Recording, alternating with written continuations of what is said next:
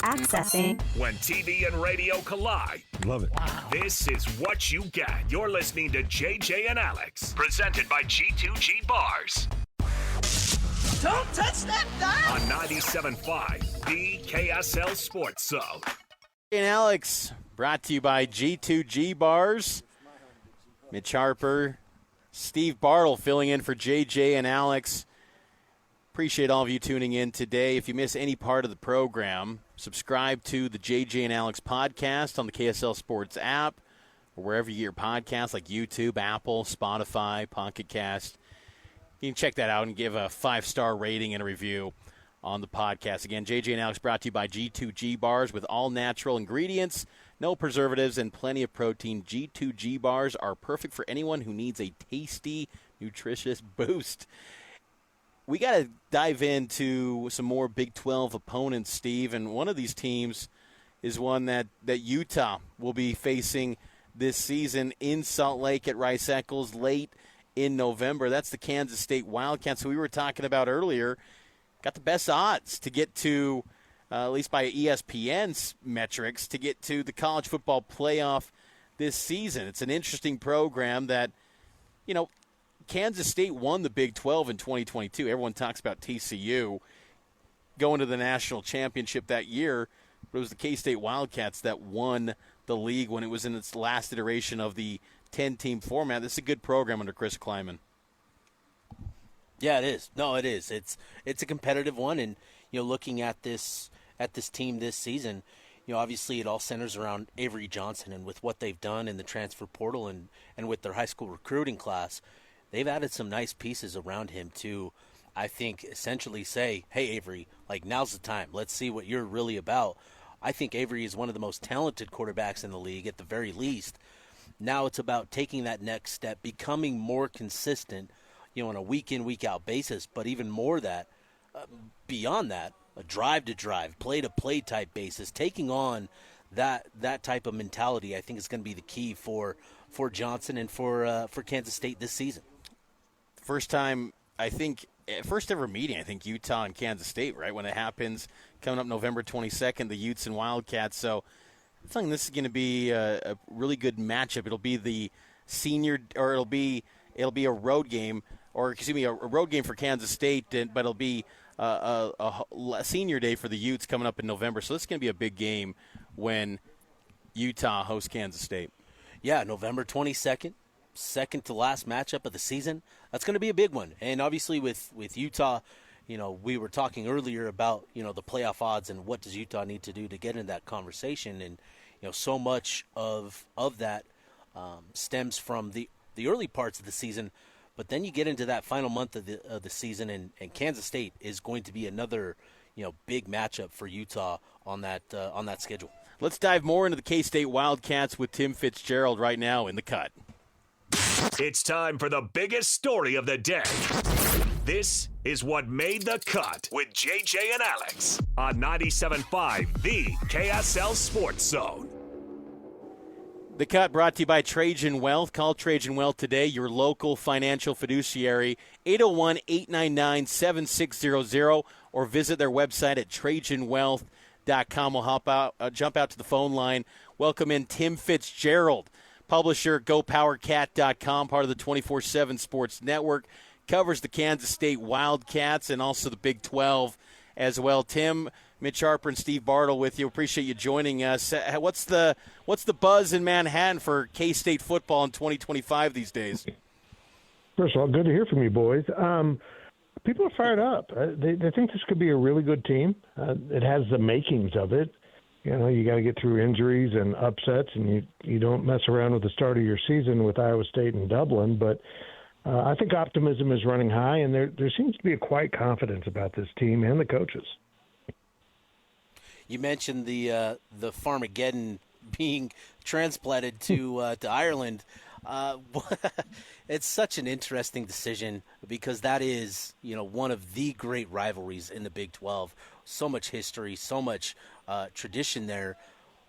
What's the feeling amongst K-State with that decision to move that game not only to the beginning of the year, but to move it to Ireland and then, you know, potentially lose that rivalry game, you know, in the future? Yeah. I think if you ask most fans, they'd rather the game be here. Even the fans going to Dublin, it's costly, but it's a cool experience. But still, it's important for, home games to be here in town for businesses and just the student body and all that.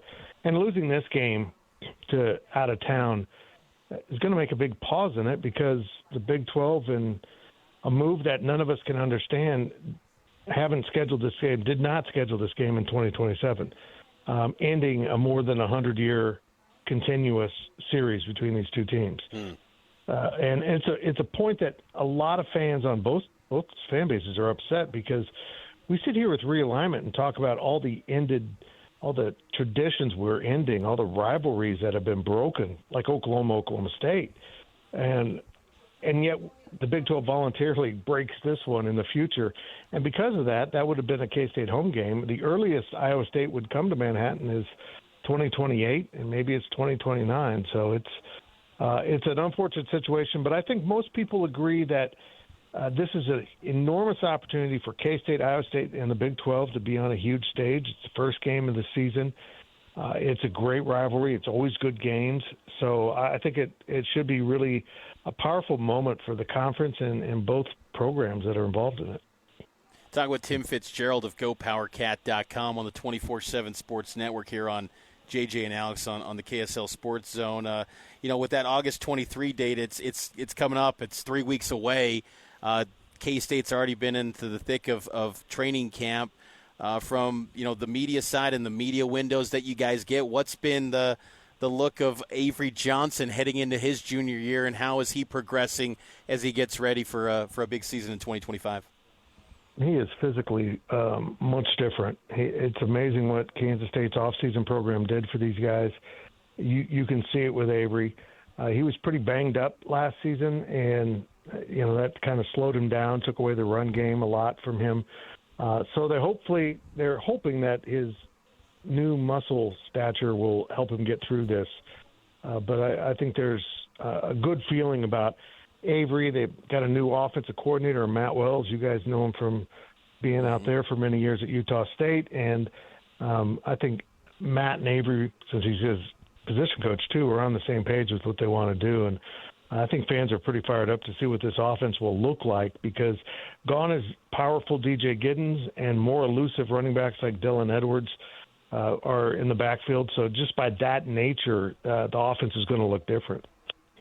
Yeah, you mentioned DJ Giddens moving on, and obviously, you mentioned Dylan Edwards, and he's going to have to step up. He's more of a dynamic, running back, more of that versatile, elusive type. I'm curious about, who's going to catch the ball from Avery Johnson. You bring back J.C. Brown. It seems like Kansas State went pretty heavy in the portal. Who's going to be catching passes from him? Well, that's the question, and that's been the question with K-State football for a number of years. They've never had a kind of complete, fully filled out receiving corps. It's one of those things when you've been known as a running program with Deuce Vaughn and DJ Giddens, it makes it more difficult to recruit receivers, and then you don't throw the ball because your receivers aren't very good. So it's kind of been in a tailspin. And I think last year they bottomed out. The receivers weren't nearly as effective as they needed them to be, but worse than that, they didn't block downfield very well. They didn't run good routes. Avery Johnson had like a 16% drop rate, and that really skewed his stats and damaged the offense.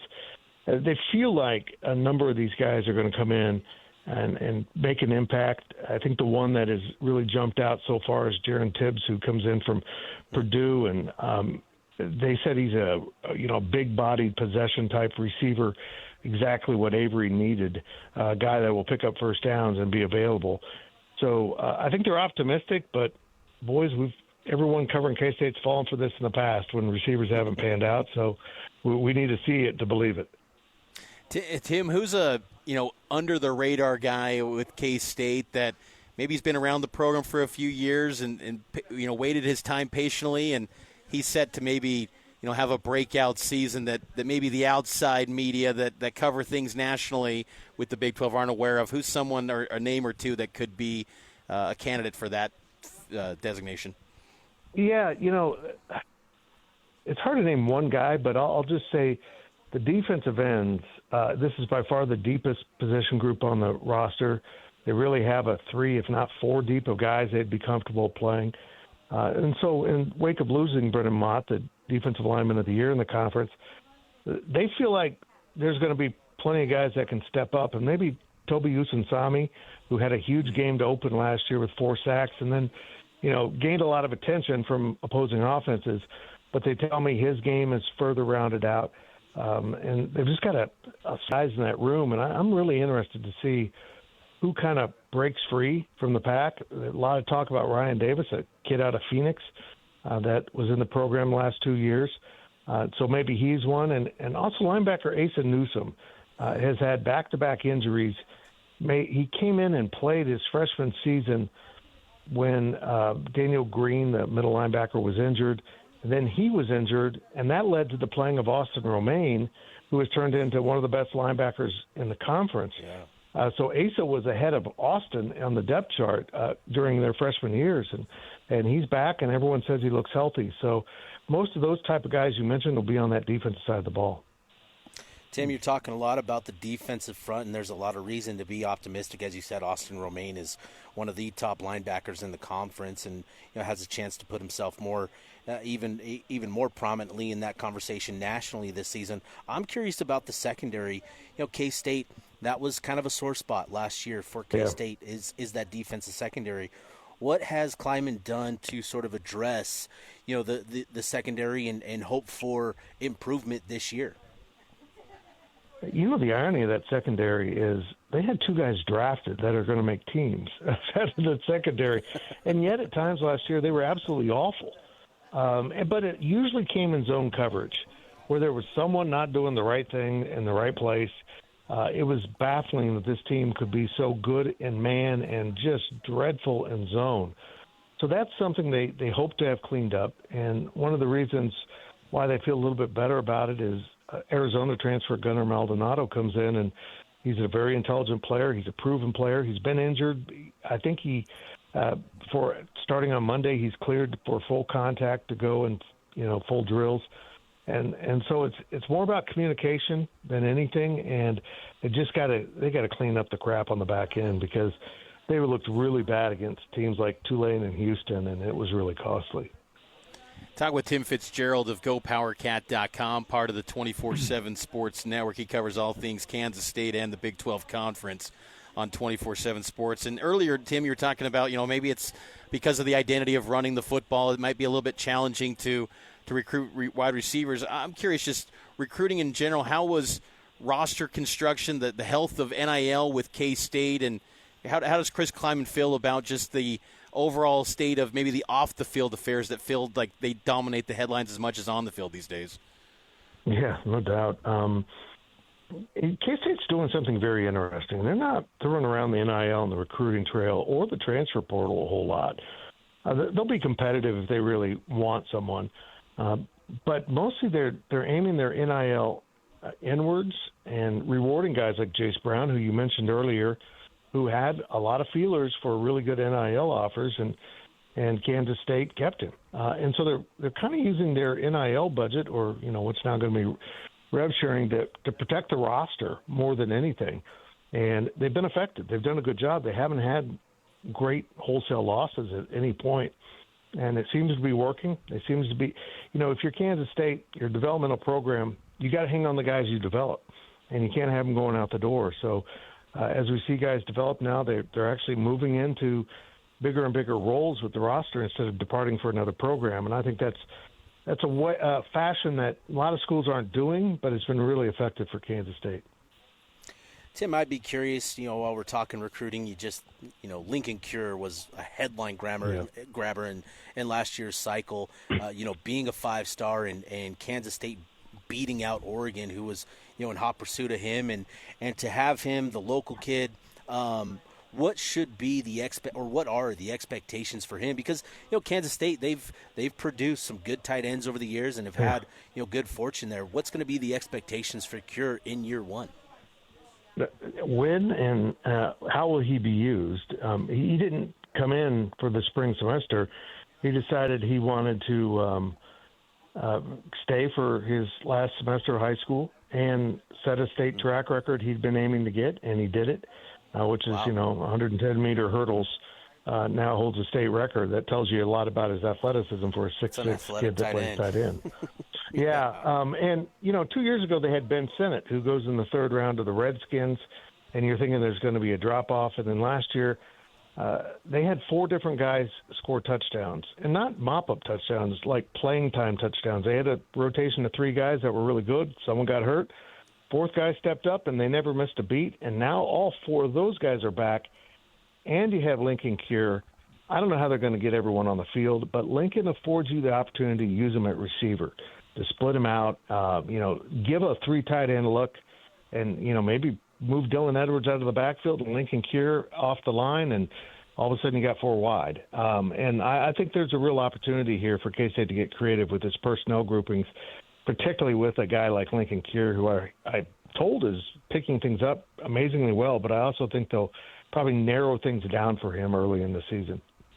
Tim, last thing for you, back-to-back years winning bowl games, and the year before that in 2022 they win the Big 12, Kansas State.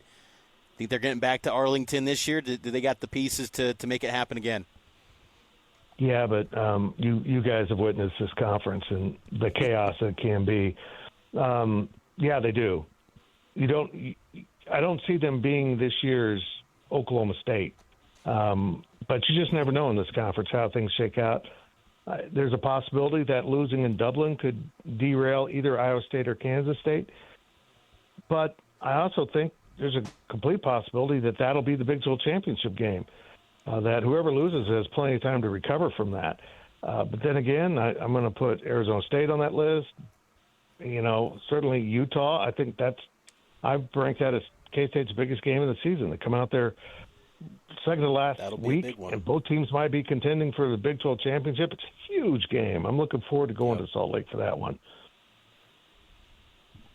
Tim, we appreciate the time. He's Tim Fitzgerald, covers Kansas State on GoPowerCat.com, part of the 24/7 Sports Network. And, again, thanks for hopping on, Tim, and looking forward to your coverage this season with the Wildcats. Thanks, boys. Great to hear from you. Appreciate you, Tim. That's Tim Fitzgerald, GoPowerCat.com, part of the 24/7 Sports Network. We're taking a break. On the other side, we'll talk some more Cougar and Ute football from fall camp here on JJ and Alex. Ladies and gentlemen, The biggest name. You're locked into JJ and Alex, with the insight and analysis on the teams you can't live without. Presented by G2G Bars. This is 97.5, the KSL Sports Zone. JJ and Alex here on the KSL Sports Zone. Hey, we're not JJ and Alex. No, Mitch we're not. Harper, Steve Bartle filling in for JJ and Alex. We cover the Utes and the Cougs on KSLSports.com. Steve hosts the Utah Blockcast. I host Cougar Tracks. So check those fine podcasts out. We'd appreciate that. Fine podcast. Very fine podcast. Incredibly fine. So fine. We have a good time. Mitch and Steve, or me and Steve. Mitch and Steve. I'm talking in the third person, Steve. It's Friday, okay? Mitch is feeling it. Mitch is, I'm fine. I'm so fine. But yes, check out our podcast and subscribe to this podcast too, JJ and Alex, on the KSL Sports app or wherever you hear podcasts. Let's get back to BYU and Utah fall camp. Utah, the big story, of course, is the Big 12 newcomer of the year, preseason newcomer of the year pick, Devin Dampier. Yeah. What's the buzz? What's the word up on the hill from Camp Kyle on Dampier, the momentum that he had in spring? Is it carrying over into the fall? Yeah, I think so. And, obviously with Dampier, there's a lot of excitement about what he can be for Utah this season, given what he accomplished last year at New Mexico, accounting for nearly 4,000 yards by himself, 31 touchdowns. You add that to the mix here, and that's reason alone to be optimistic. But I think more importantly is, the fact that he came here with Jason Beck and having that command of the offense has already benefited Dampier. It was evident during spring ball, seeing the difference between, him and the other quarterbacks who were learning the offense. And, as they've gotten into fall camp the first 2 days, it's become really clear that, Dampier, his wide receivers, spent a lot of time working out together, with the NCAA, making rule changes, as Whittingham has talked about this a couple of times. Players are now able to do these player-run practices pretty consistently and spend a lot of time together where they can get into fall camp, having a good rhythm and chemistry, and that's been apparent the first week of fall camp for Utah. Dampier's off to a good start, and I think that's going to be key, is continuing to build on that. Utah has to incorporate a couple new key receivers in Tobias Merriweather and Larry Simmons, who they added in the spring, and having a good start, I think, is going to set the tone for the rest of camp. Do you have any concerns, though, for Dampier? Like, is there anything that makes you just pause and say, is it too good to be true? Because, for the Ute fan out there, it's like, we heard this with Charlie Brewer. And then I think Dampier and Beck's going to be a good pairing. It was at New Mexico, and I think it'll continue. But if there is something that makes you kind of like, I want to see it in games first, what's kind of that maybe concern with Dampier potentially? Yeah, it's obviously when you look at those numbers, that he put up, there's also the turnovers, right? The turnovers, the interceptions, the fumbles. That's going to be a big key for Dampier, is eliminating those turnovers and those opportunities. Even though, I think he only lost 6, he fumbled it 10 times. And so that's going to be key, is cutting those turnover numbers pretty significantly. If he does that, I think, regardless of his passing efficiency, right, where he was I think 57% last year. I mean, you look at the numbers across the Big 12 last year, a number of quarterbacks were, in that range, 57, 59%. You feel good about everything else that he adds. The key is going to be protecting the football, which will allow him to, be that dynamic playmaker. So that's going to be the big key, is his decision-making, getting through, progressions. That's something that we all talk about with quarterbacks, is, can they get through the progressions to make good decisions and to be accurate? That's going to be, a key for him as well. But I think eliminating those turnovers, or at least cutting them, trimming them down. What's he been saying about, when you talk protection, I think, of the offensive line, what's he been saying, Dampier, about the protection he's going to get? Because it's night and day difference, the O-line he's working with at Utah compared to what he dealt with in Albuquerque. It is. So behind the fact, behind Jason Beck and coming along with him and having that familiarity, that command of the offensive line was reason number 2 as to why he came to Utah. With Spencer Fano, Caleb Lomu, protecting him on the edges. You've got experienced veterans on the interior. Dampier's feeling really good about the guys in front of him, and I think that's going to bode well for him, because he actually produced and was really efficient when kept clean. I think he completed about 64% of his passes when kept clean, according to Pro Football Focus, and so that's going to be a key, is protecting him, keeping him clean, and I think he can really benefit behind this offensive line as a passer specifically. Do you think, talking about the offensive line, do you think Fano could be the best tackle in Utah's history? Because I think of Jordan Gross. There's some good ones. There's been some good linemen. Garrett Bowles, Jordan Gross, those guys are now 10-year vets, and that's just naming 2 tackles. Do you think, though, Fano could be the best at Utah, like the best of the bunch? That's going to be. I think he's got the potential to be that, absolutely. Yeah. But those guys have done it, and so it's going to be up to Fano to go out this season. He played at a really high level last year. This year, it's about elevating his game to a dominant level, and being consistent at that level. That's going to be the key for him. And then, getting to the NFL, then it's up to him to carry that on. So yeah, it's a loaded O-line. I mean, when I thought it was pretty profound when Witt just confidently said, "Best in my time." And he'll. Like, Witt's been known to, he'll give opinions, like, of how they measure historically, because he's been around the block. He's seen everything in college football and at Utah. But for him to say, like, yeah, this is the best O-line I've had, I think that's pretty significant, because I think there's – how deep do you think they go, though? Like, they got the starting 5, but are they Do they got like 9, 10 guys that they feel could start if someone had to, was down in a game? Like how deep do they go though at that position? Yeah, that is the key and why I think Whittingham feels the way that he does about this offensive line. It's not just the starting five. That 2016 offensive line, Garrett Bowles, Isaac Asiata, Sam Tevy, those are 3 guys that played in the NFL. J.J. Dillman was also drafted from that team. That's a pretty high bar to reach, and I think this starting line can match that play level, but it's the depth behind the starting line where you've got, a blue chip talent in Ike Garcia and Solatoa Moyai, who are guys that have just been kind of biding their time behind this, talented offensive line. You've got other guys in Keith Olson, Kalolo Taaga, who's come in from USC as another, guy that they like at offensive tackle. So it's the depth behind this group that I think really sort of solidifies its outlook in 2025 and why Whittingham feels as bullish as he does on this unit. Yeah, BYU and Utah. Utah's probably got the best. They got the best line, I think, in the Big 12 this year, and one of the best nationally. BYU's going to be interesting with their offensive line. I think they're going to be potentially better than last year, even losing Etienne as the first team All Big 12 guy. But Kalani thinks they could be 9 deep as far as starter caliber players this year. Curious, you mentioned Etienne moving on. You brought in one of the bigger names, more recognizable names at the very least in the transfer portal, given the demographic here. Andrew Gentry, yes. Was a high-profile recruit coming out of high school a couple years ago.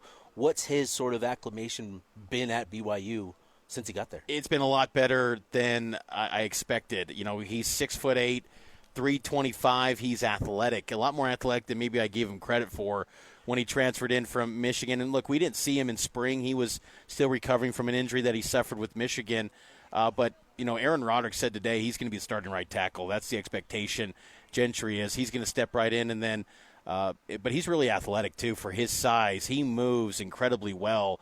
I think these tackles for BYU could be better. Now, the left tackle position, Isaiah Jada he's taken the throne. I mean, and he's a former Colorado transfer, and he was interesting too because at Colorado, he didn't play a lick at that year with Coach Prime in year one when they had the worst O-line in college football. I thought, what can you reasonably expect? Like, what's he going to provide? He couldn't play on that offensive line. They were terrible at that in 2023.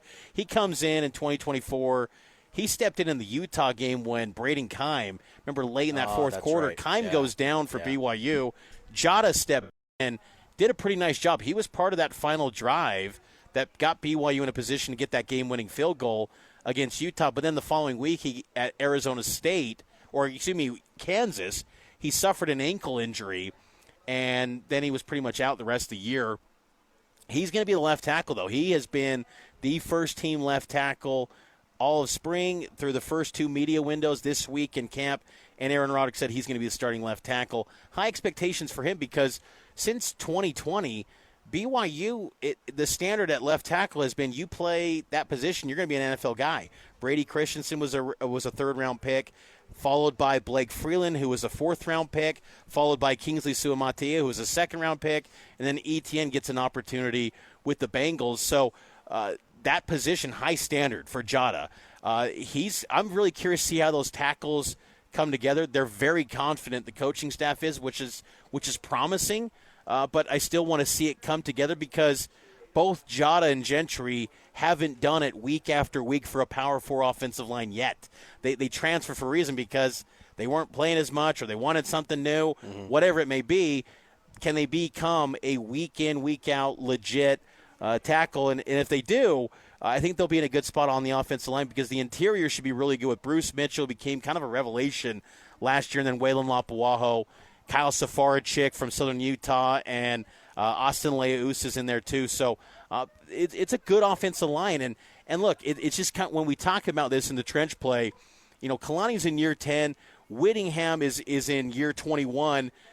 The foundation of these teams, there's a lot of crossover between the two programs. The fan bases hate each other, but man, the style which they want to play, the identities, it all kind of intertwines the style, and you're seeing that too with the way, like Jay Hill, Roderick, Kalani, how they build out teams. It's just very similar to the way Utah does things too. Oh, yeah. Well, there's a reason for that. When you look at who was in the Big 12 championship last year, it was two teams that were built from the trenches. Yeah. Strong run games, heavy on the defensive line.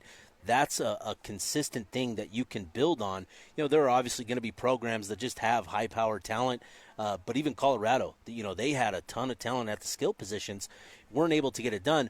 I think, continuing to build out in the trenches is your best bet to sustain success over a long period of time, and that's the approach that both BYU, Utah, other programs as well. Kenny Dillingham, that was his big focus, taking over that Arizona State program, was building from the trenches out.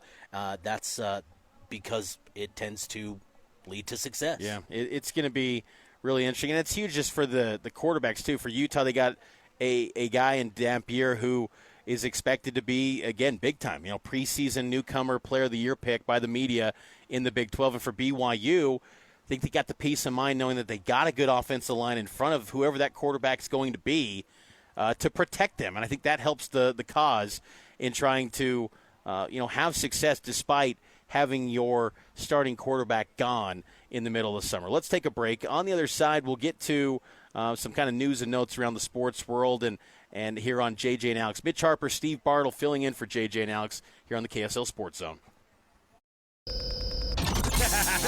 Wrapping up the hour with our picks for the best and worst moments on today's show. As JJ and Alex want to hear your best and worst of the day.